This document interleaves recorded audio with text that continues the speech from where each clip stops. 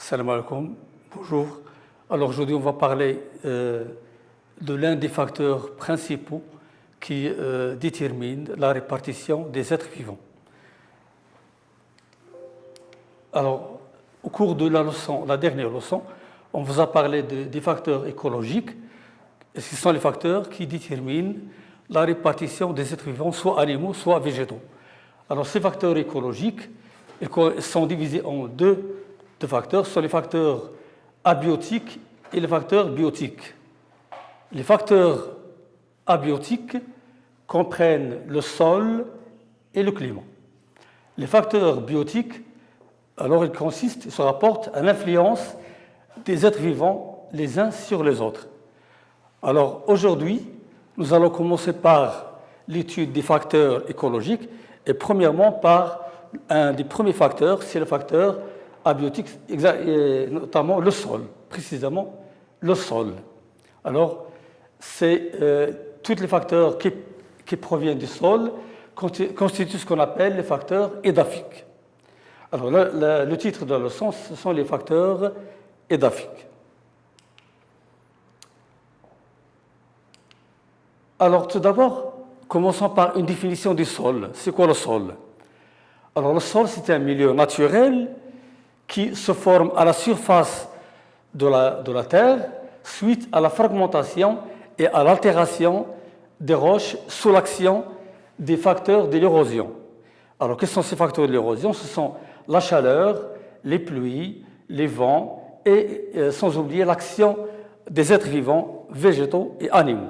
Alors, comme le montre la photo, nous avons ici la photo, la roche-mère, voilà, exemple, une roche-mère, une série sédimentaire, et à la surface, la roche-mère, on voit qu'elle est fragmentée et dégradée sous l'action des facteurs de l'érosion, et ceci aboutit à la formation d'une couche mince, qu'on peut mesurer par centimétrique, c'est le sol. Voilà, ça donne naissance au sol. Mais avant tout, il faut tout d'abord commencer par cette question. Est-ce que le sol a une influence sur la répartition des êtres vivants, animaux et végétaux? Alors, pour répondre à cette question, on va commencer tout d'abord par la mise en évidence de l'influence du sol sur la répartition des êtres vivants. On va prendre un exemple. L'exemple qu'on va prendre, c'est un arbre, voilà, un arbre connu au Maroc, c'est le chêne liège. Le chêne liège. Alors, comme vous voyez, l'arbre, c'est le chêne liège. Voilà, il produit le liège dans le tronc, l'écorce. Et on va voir la répartition au Maroc. Alors, en vert, ce sont les zones, les aires de répartition du chêne liège. Alors, comme vous voyez, alors le chêne liège se trouve dans des endroits bien limités, à savoir l'ouest du Maroc et le nord du Maroc.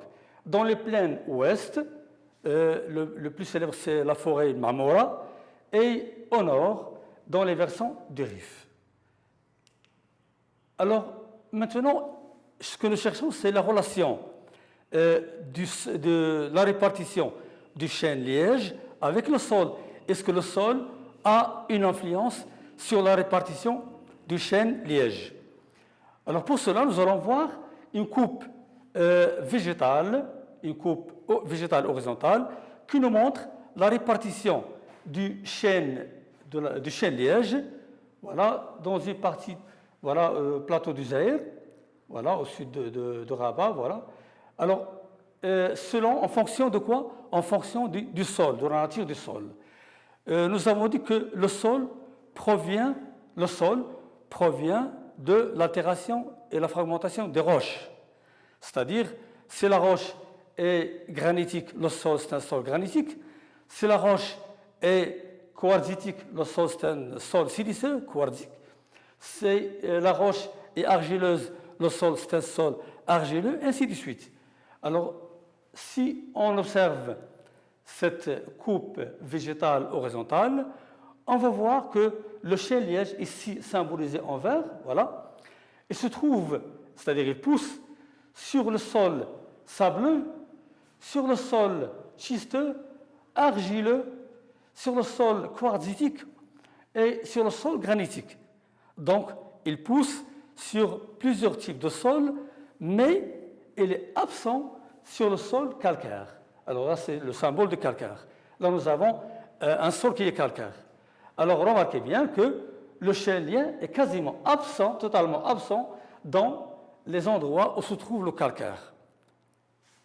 Alors, conclusion, tout simplement, le chêne-liège ne pousse pas sur le sol calcaire. Donc, on va conclure que la nature du sol, elle intervient dans la répartition du chêne-liège. Voilà. Ensuite, donc, ici, le chêne-liège de constatation. Le chêne-liège est présent sur les plaines ouest, la forêt de Marmora, et sur les versants du Rif. Et le chêne-liège, selon la coupe qu'on vient de voir, le chêne-liège pousse sur tous les types de sol, sauf le sol calcaire. On dit qu'il est calcifuge. C'est une plante calcifuge. Alors, c'est-à-dire qu'elle fuge, qu'elle n'aime pas le calcaire, elle n'aime pas le sol calcaire. Donc, conclusion, le sol, la nature du sol, elle intervient dans la répartition du chêne-liège et donc des êtres vivants. Le chêne-liège n'est qu'un exemple des êtres vivants. Et on va généraliser, donc le sol, la nature du sol, intervient dans la répartition des êtres vivants. Voilà. Alors la question maintenant, c'est comment le sol intervient-il dans cette répartition? Comment est-ce qu'il influence la répartition des êtres vivants, soit animaux, soit végétaux? Et je répète, le chêne-liège n'est qu'un exemple. Alors, pour répondre à cette question, c'est-à-dire comment le sol influence-t-il la répartition des êtres vivants, eh bien, nous sommes obligés d'étudier les caractéristiques, les propriétés du sol. Alors, commençons par, on passe au deuxième paragraphe, les propriétés physico-chimiques du sol. On va s'intéresser premièrement aux propriétés physico-chimiques du sol. Et là, on va revenir à la question précédente, c'est-à-dire le chêne-liège ne pousse pas sur le sol calcaire. Pourquoi? Alors, l'une des réponses, voilà, on va voir une des caractéristiques, voilà, physico-chimiques du sol, c'est le pH du sol. Le pH du sol. Commençons par le pH du sol. Alors, pH, c'est une abréviation, ça veut dire potentiel hydrogène. Potentiel hydrogène. Donc, c'est une unité qui permet de quantifier, de mesurer, si vous voulez, l'acidité d'un milieu, soit un milieu acide, soit un milieu neutre, soit un milieu basique. Mais cette acidité, elle dépend, elle exprime quoi? Elle exprime la concentration en protons H+. C'est-à-dire, comme le montre le schéma suivant, un milieu peut être soit acide, soit neutre, soit alcalin, basique. Alors, la valeur du pH, elle passe de 1 jusqu'à 14. 7, c'est un milieu neutre. Alors, si le milieu est très riche en protons H+, eh bien, il est acide. Il est acide. Et si, au contraire, si la concentration des protons H+, est faible, elle est basique. Alors, remarquez bien que la valeur du pH est inversement proportionnelle à la concentration du proton H+. Alors, plus le H+, et la concentration est très forte, alors plus la valeur du pH diminue. Le milieu, il est acide. Et au contraire, si la concentration est faible, eh bien la valeur du pH va augmenter et le milieu est dit alcalin ou basique.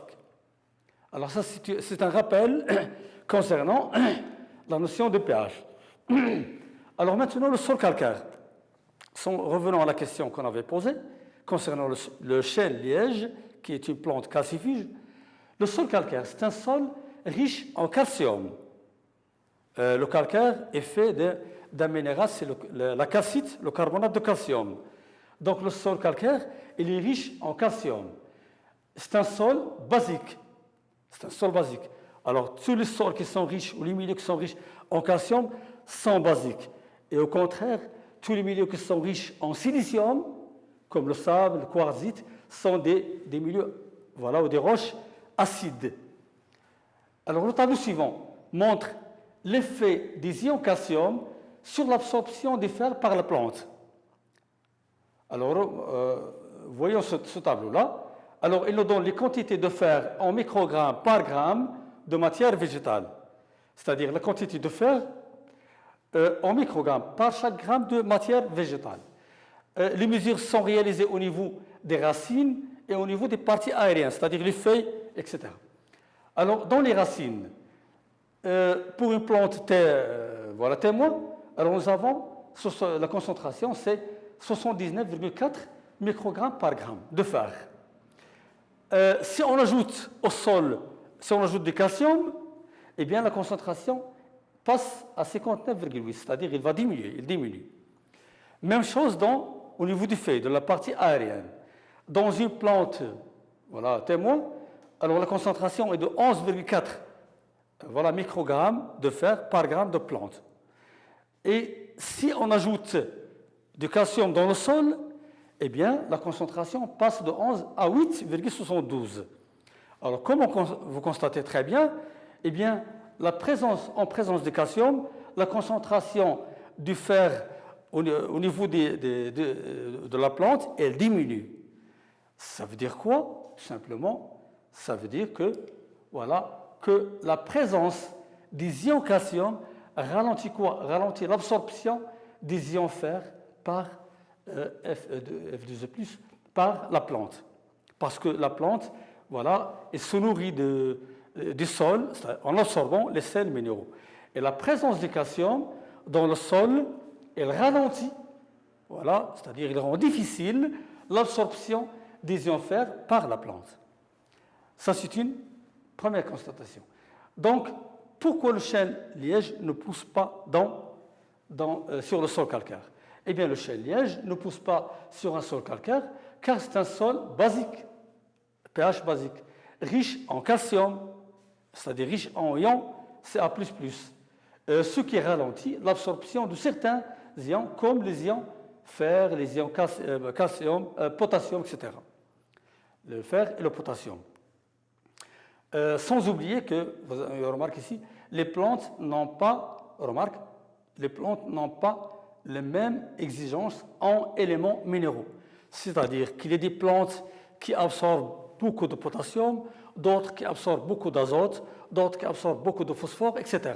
Donc les plantes n'ont pas les mêmes besoins en sels minéraux. Et si la plante a besoin d'une grande quantité d'un élément minéral, si il n'arrive pas à absorber la quantité suffisante, bien sûr, il ne peut pas pousser. Il ne peut pas pousser normalement et elle serait absente sur ce sol. Voilà. Alors maintenant, nous venons de voir une caractéristique du sol, c'est le pH. Le pH du sol intervient dans la répartition des plantes, c'est-à-dire des êtres vivants. Mais est-ce que le pH est le seul facteur qui va déterminer ou qui va contrôler la répartition des êtres vivants? Alors, cependant, le pH n'est pas le seul facteur qui influence la répartition du chêne-liège. Restons toujours dans le chêne-liège. Eh bien, on va voir que le pH n'est pas le seul facteur. Il y a d'autres facteurs. Alors, prenons cette coupe, la coupe là. Alors, la coupe, elle est réalisée au niveau, c'est une coupe végétale horizontale, réalisée au niveau, d'une daya, ici, les bords. Et on voit la répartition du chêne-liège et le type de sol, comme on voit ici, c'est un sol, sableux, sable siliceux, et argileux. Alors, nous avons déjà vu que le chêne-liège n'a pas de problème avec le sable, ni avec l'argile.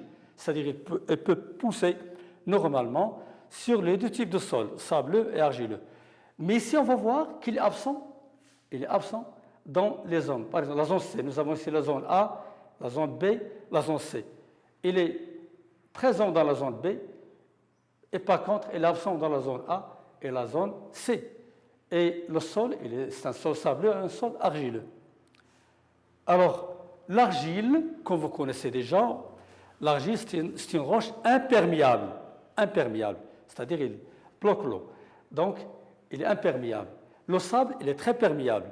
C'est-à-dire que quand il pleut, eh bien, l'eau va s'infiltrer et sera arrêtée par l'argile. Alors maintenant, remarquez bien que dans la zone C, il n'y a pas de chêne-liège. Alors il est absent, pourquoi? Et dans la zone A, également, il est absent. Pourquoi? Alors dans la zone A, on va voir qu'il y a ici l'horizon argileux, il y a l'argile, donc il y a ici trop d'eau, une grande quantité d'eau, c'est une daya, donc voilà, l'excès d'eau entraîne l'absence du chêne-liège. Également ici, quand l'épaisseur du sol du sable dépasse les 2 mètres, il y a également absence du chêne-liège.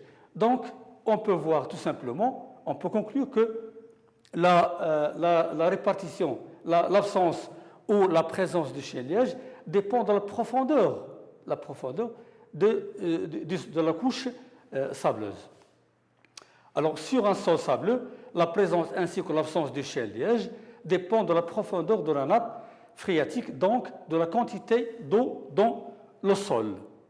Donc, ce n'est pas uniquement le pH qui influence la répartition du chêne-liège, mais c'est aussi la profondeur de la nappe phréatique, voilà, qui est arrêtée par l'argile. Alors ça veut dire que tout simplement l'absence ou la présence du chêne-liège dépend de l'eau, de la quantité d'eau dans le sol. Voilà. Alors maintenant, puisque la quantité de l'eau dans le sol ou l'eau dans le sol intervient dans la répartition du chêne-liège, eh bien, on va s'intéresser à ce paragraphe, l'eau dans le sol. L'eau dans le sol. Alors la proportion et la forme de l'eau dans le sol dépend de ce qu'on appelle la texture et la structure du sol. Alors on sait très bien que tous les sols n'ont pas le même comportement avec l'eau. Il y a des sols qui retiennent beaucoup d'eau, il y a des sols qui retiennent moins d'eau.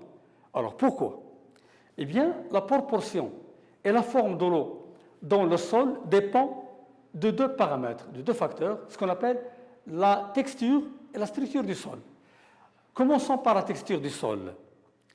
Alors, texture du sol. La texture, qu'est-ce qu'elle représente, la texture? Elle représente la proportion des éléments minéraux, notamment le sable, le limon et l'argile. Alors, sable, limon, l'argile, ce sont les 3 fractions qui déterminent la texture d'un sol. Alors, quelle est la différence entre sable, limon et argile? La différence, c'est la taille. On va voir la taille ici. Alors, jusqu'à 2 mm, c'est le sable. Jusqu'à 2 mm, c'est le sable. Voilà. Ensuite vient le limon. Voilà, la taille va diminuer. Et en dessous de 2 microns de diamètre, des particules très, très, très fines, c'est l'argile. Alors, le plus fin, c'est l'argile, pour le limon et pour le sable, voilà, jusqu'à 2 mm. Au-delà de 2 mm, voilà, on va entrer dans les graviers et les cailloux qui ne sont pas pris en considération dans la texture. Donc, dans une texture, pour déterminer la texture d'un sol, eh bien, on s'intéresse aux 3 fractions, le sable, le limon et l'argile. Voilà. Alors, ces éléments, donc un sol, si nous prenons un sol quelconque, eh bien, un sol contient toujours les 3 catégories, contient l'argile, le limon et le sable. Et pour déterminer la structure, il faut séparer ces 3 fractions. Il faut séparer les 3 fractions, c'est-à-dire il faut séparer l'argile du limon, du sable. Alors, comment on va les séparer? Alors, ces éléments sont séparés par ce qu'on appelle le tamisage. Le tamisage qui permet ce qu'on appelle une analyse granulométrique. Voici une opération photo qui nous montre, qui illustre le tamisage. Alors, le tamisage, voilà, c'est une technique, c'est une opération qui utilise des tamis. Les tamis, on voit que les tamis, voilà, ont des ouvertures qui sont différentes, voilà, soit des ouvertures de grand diamètre, soit de petit diamètre. soit de grands ou de petits diamètres, voilà, et qui sont superposés en colonnes. Voilà, depuis les grandes mailles, voilà, les mailles les plus grandes, jusqu'à les mailles les plus fins en bas. Voilà, en colonne. Eh bien, le sol, il est, bien sûr, le sol, il est déposé au-dessus et grâce à voilà, une manœuvre de vibration, eh bien, on va tamiser le sol et on va séparer les fractions, les trois fractions. Le but, c'est de séparer les trois fractions, c'est-à-dire l'argile, le limon et le sable. Voilà. Alors ça, c'est une photo qui nous montre le tamisage. Alors maintenant, quand on sépare les trois fractions, c'est-à-dire l'argile, le sable, le limon, eh bien, il faut déterminer leur proportion dans le sol. Par exemple, l'analyse granulométrique par tamisage d'un sol S1 a donné les résultats suivants. La masse du sol S1, 100 grammes. On a pris par exemple 100 grammes du sol, qu'on a appelé S1. Après tamisage, on a trouvé dans ces 100 grammes 18 grammes d'argile, 35 grammes du limon et 47 grammes du sable. Voilà, l'ensemble, la somme, c'est 100 grammes. Alors, à partir de ces proportions, à partir de ces masses, on va déterminer la texture du sol. Alors, comment? Tout d'abord, on va traduire les masses en pourcentage, en proportion. Alors, ici, nous avons voilà, la composition suivante. Nous avons 18 grammes d'argile pour 100 grammes du sol. Nous avons pris 100 grammes. Donc, ça veut dire 18%. Alors, ce sol contient 18% d'argile, 35% du limon et 47% du sable. Voilà. Alors, quand on détermine les proportions voilà, de l'argile, du limon, des sables, on va maintenant déterminer la texture du sol grâce à un triangle. Voilà, le triangle qu'on voit ici, ce qu'on appelle le triangle des textures. Voilà, la texture est déterminée grâce au triangle des textures. Alors, c'est un triangle qui possède trois pôles. Le pôle argile, voilà, l'argile, un pôle limon et un pôle sable. Alors, argile, limon, sable. Voilà. Alors, comment on va positionner notre sol dans ce diagramme? Eh bien, si je prends par exemple le pôle limon, le sommet du triangle correspond à 100% limon. 100% limon. Et le trait opposé, 0% limon. Alors, quand la proportion du limon augmente, quand je me rapproche du sommet du limon, eh bien, bien sûr, la concentration, la proportion augmente. Alors, j'ai 0%, 10% limon, 20% limon, 30, 40, 50, 60, jusqu'à 100%. Même chose pour l'argile. Alors, si j'ai le pôle argile, 100% argile, ici c'est 0% argile, 10% argile, 20%, 30, 40, 50, jusqu'à 100%. Pour le sable, le sommet c'est 100% sable. Voilà le sable, 100% sable. Alors, l'opposé, les traits opposés. Alors, 0% sable, 10, 20, 30, 40, jusqu'à 100% sable. Alors, notre sol S1, il est composé de 18% d'argile. Alors, comment je vais positionner? Alors, je vais chercher 18% argile. Alors, l'argile, 100% argile, 0% argile, 10, 18. Voilà, 0, 10, 18. Et je trace un trait. Alors, le trait en vert correspond à 18% argile. Ensuite, pour le limon, alors nous avons 35% de limon. 35% limon. Alors, je fais la même chose, 0% limon, 10, 20, 30, 35. Et je trace un trait qui correspond à 35% du limon. Voilà, les deux traits verts et jaunes vont se rencontrer. Le sable, c'est la même chose. Alors, nous avons notre sol S1 comprend 47% du sable. Alors, 0% sable, 10%, 20, 30, 40, 47% sable. Alors, les 3 points vont se rencontrer ici et on va déterminer la position de notre sol. Donc, notre sol se situe dans ce domaine-là, c'est le domaine du limon. Alors, vous savez que le triangle est partagé en plusieurs domaines. Voilà, l'argile, argile sableux, limon argileux, limon fin, limon très fin, sable, etc. Eh bien, notre sol S1 se situe dans le domaine du limon. Donc, c'est un sol limoneux. La texture du sol S1 est un sol, voilà, limoneux. Voilà. Dans le triangle, le sol S1 se situe dans le domaine du limon. C'est un sol limoneux. Voilà, je répète. Alors, la texture, elle est déterminée grâce au triangle qu'on appelle le triangle des textures du sol. Voilà. Après la texture, il y a ce qu'on appelle la structure du sol. La structure du sol, c'est quoi la structure? Tout simplement, la structure, c'est la manière d'assemblage des particules constituant le sol. Alors, comment les particules du sol, comment sont-ils assemblées au l'agencement des particules? Est-ce qu'elles sont très liées? Est-ce qu'elles sont libres, etc. Voilà. Alors, on distingue, tout simplement, on distingue 3 grandes catégories de structures. Pour simplifier, 3 grandes catégories de structures.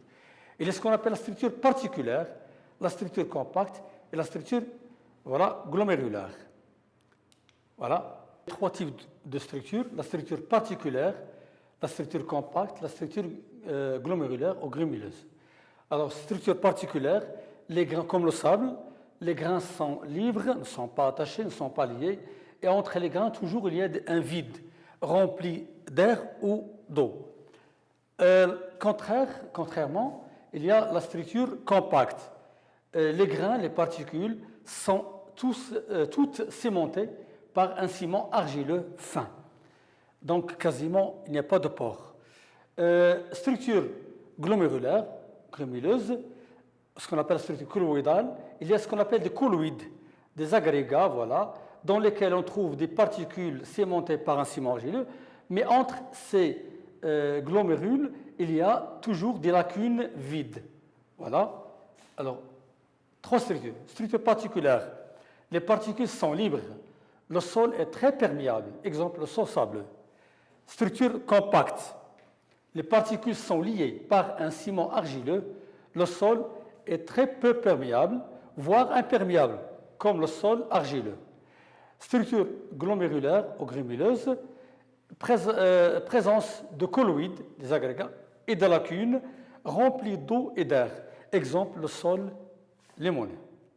Donc, sont là les structures. Alors maintenant, passons à une autre caractéristique de l'eau. Est-ce que tous les sols retiennent la même quantité d'eau? La réponse, bien sûr, c'est non. Alors, ce qu'on va voir maintenant, c'est la capacité de rétention d'eau, la CRE, capacité de rétention d'eau, et la perméabilité de l'eau. La capacité de la CRE, la capacité de rétention d'eau, elle représente le pourcentage d'eau retenu dans le sol. Le pourcentage d'eau retenu dans le sol. La perméabilité, P, elle représente la vitesse d'infiltration de l'eau à travers le sol.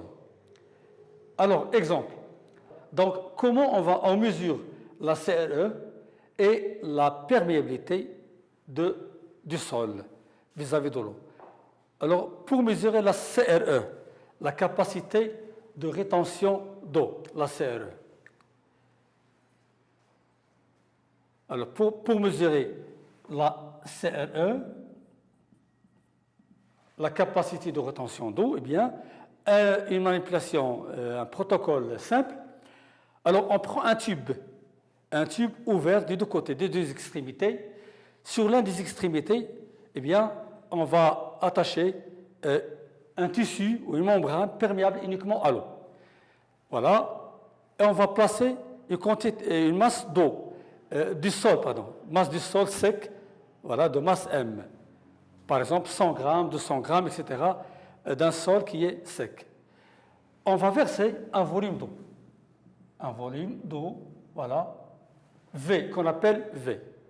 Eh bien, le sol va absorber l'eau, le sol sec va absorber l'eau, et lorsqu'il sera saturé en eau, eh bien, l'eau va s'écouler, va couler en bas, voilà, sous l'action de la gravité, et on va récupérer cette eau, voilà, dans un bécher. Eh bien, cette eau qui descend dans le bécher, c'est une eau qui se coule sous l'action de la gravité. Et on l'appelle l'eau gravitaire. On le symbolise VG. VG, c'est-à-dire eau de gravité. Eau de gravité. Ou l'eau gravitaire. Donc, quelle est la quantité retenue, quel est le volume d'eau retenu par le sol? Eh bien, ce volume, on va l'appeler VR, le volume retenu. Alors, nous avons versé un volume V.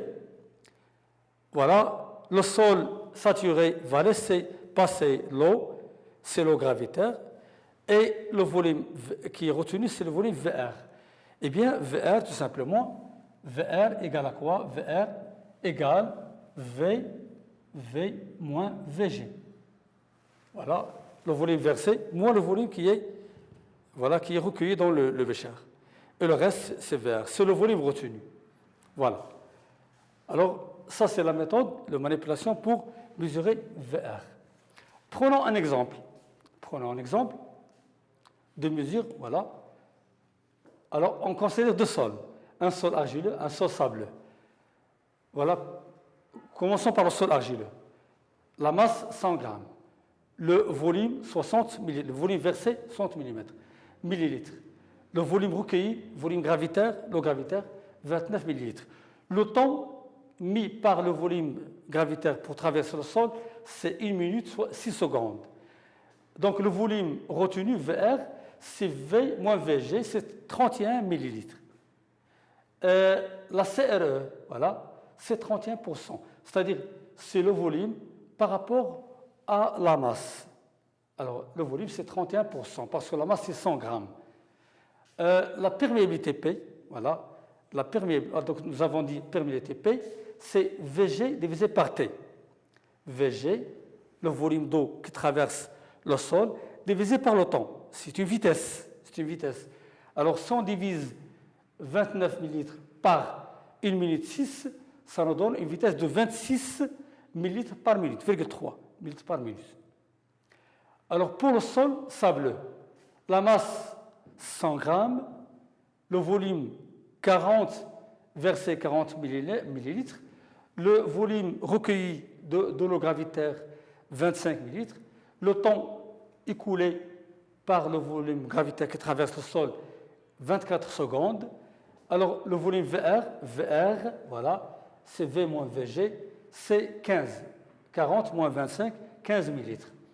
Alors la perméabilité P, c'est-à-dire la vitesse d'infiltration de l'eau à travers le sol, c'est VG divisé par T. Voilà, P, VG divisé par T est égal à 62,5 millilitres par minute. La CRE, c'est tout simplement VR divisé par la masse du sol fois 100. Alors VR, c'est 15, divisé par la masse du sol 100, fois 100, ça veut dire 15%. 15%, voilà. Alors là, nous avons deux sols, voilà. Sol argileux, perméabilité, c'est 26,3 et CRE, c'est 31%.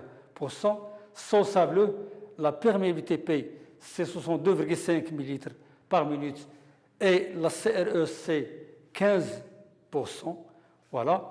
Alors, si on fait une comparaison simple, voilà, comparaison simple, le sol argileux a une grande CRE, une grande capacité de retention d'eau, et une faible perméabilité. Au contraire, le sol sableux a une faible CRE. Il ne retient pas beaucoup d'eau, mais il est très perméable, une grande perméabilité. Alors maintenant, les formes de l'eau dans le sol. Alors l'eau, est-ce qu'elle a les mêmes forme, c'est-à-dire est-ce qu'il se trouve l'eau dans le sol, est-ce qu'il se trouve dans un seul état? Eh bien, la réponse est non. C'est-à-dire que l'eau peut se trouver dans plusieurs états dans le sol. Alors, quelles sont les principales formes de l'eau dans le sol? On distingue 3 formes d'eau. Alors, il y a l'eau gravitaire. L'eau gravitaire, c'est une eau qui se trouve dans le gros pores, les lacunes, les fissures, voilà, de grande taille. Ce qu'on appelle, c'est l'eau libre, donc qui circule librement, c'est elle qui va descendre en bas pour alimenter les nappes phréatiques. Par contre, l'eau capillaire, c'est une eau qui se trouve dans les interstices entre les particules, voilà, et dans les lacunes, les pores de très petite taille. C'est une eau qui ne peut pas descendre, qui n'est pas libre, qui reste entre les interstices, et c'est l'eau qui est utile pour les plantes, c'est l'eau qui est absorbée par les plantes, que les plantes peuvent absorber. C'est l'eau capillaire. Alors maintenant, la troisième forme de l'eau dans le sol, ce qu'on appelle l'eau hygroscopique. C'est l'eau qui est restée attachée à la surface des particules du sol. Voilà. Et cette eau hygroscopique, elle n'est pas absorbable par les plantes. Voilà. Donc il y a je répète, 3 formes d'eau dans le sol.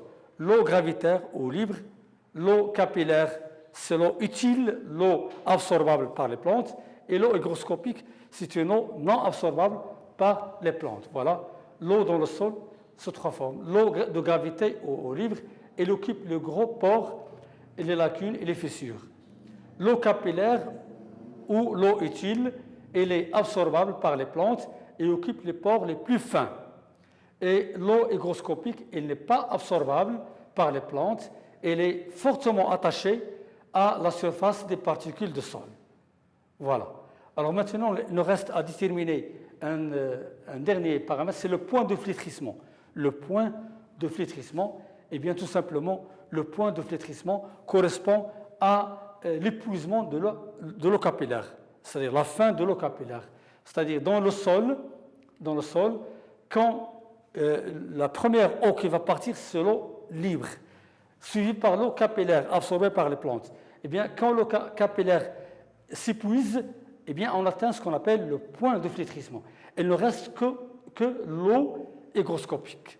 Donc, voilà, jusqu'ici, on va s'arrêter ici et on va continuer la prochaine fois, toujours dans les facteurs édaphiques. Merci de votre attention.